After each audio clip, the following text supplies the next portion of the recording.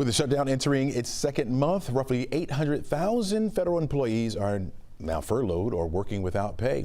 As new data shows, Americans growing more anxious about job security and hiring freezes.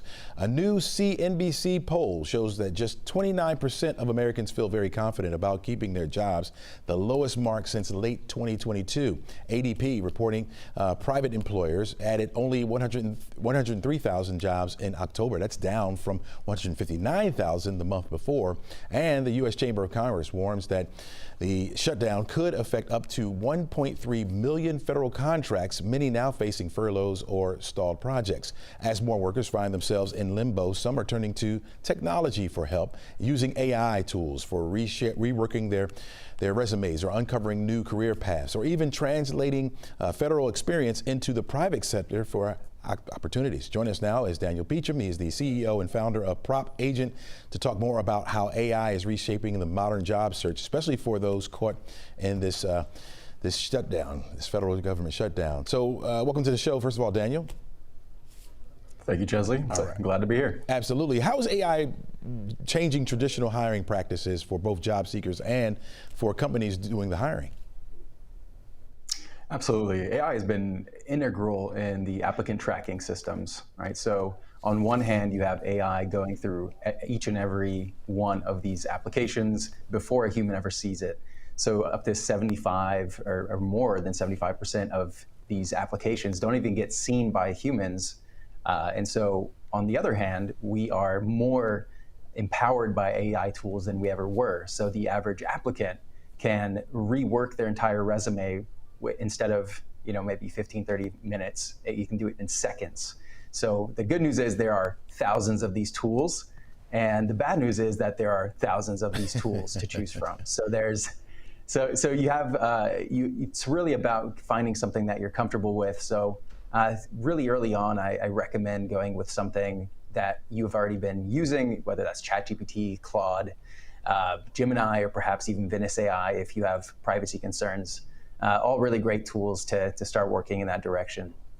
Yeah, as you mentioned, which way do you turn? For somebody that's suddenly out of a job, right? Especially for those federal employees caught out here in this shutdown, what's the smartest way to use AI to jumpstart your search? Yeah, absolutely. So as someone who is a previous government employee, you might find that your resume sounds very much like government speak, and that's a completely different language than the private sector. So what you want to do is firstly use AI by putting your resume into one of your favorite AI tools and asking it to translate your skills and experience into something in the private sector. That way you can understand what kind of jobs are good fits for you. The next thing you want to do from there is take within that same context, within that same conversation, have it create a resume that fits that job description that you seem like is a good fit for you, and that the AI has also given you that kind of insight into.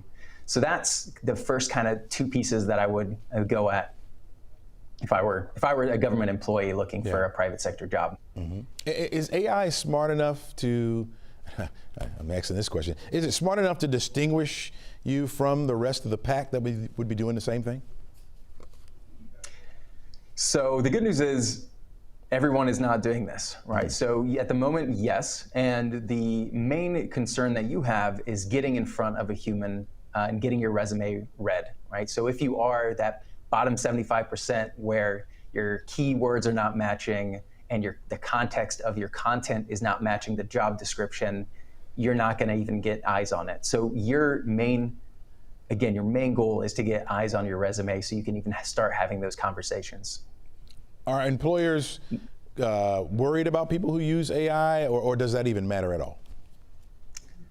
I would say the opposite. I think that they find AI skills to be highly relevant in today's workforce. So if you're using AI skills, you're actually ahead of the pack here. So as you're going out and tampering with your resume and improving it and making those adjustments, you're actually building your AI skills at the same time, which is something you can speak to when you are having these interviews.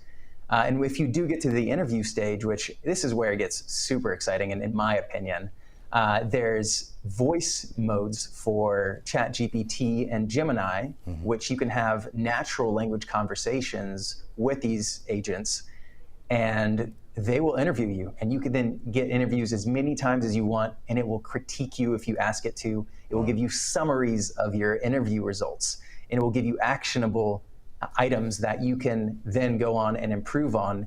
And they're tireless. They do not sleep. So you can always go back for more of these, more interviews, more practice, and really refine your core messaging to be able to make sure that when you do get the interviews, you are nailing it. This is amazing. I mean, it's the technology and what it does today. I mean, I'm a little old school, but yeah, you're absolutely right. I mean, if you're going to stay competitive, you need to learn how to use it, right? Daniel Beecham, thanks so much for joining us. Really appreciate it. Yeah, absolutely. Thank you for having me again. Not a problem at all.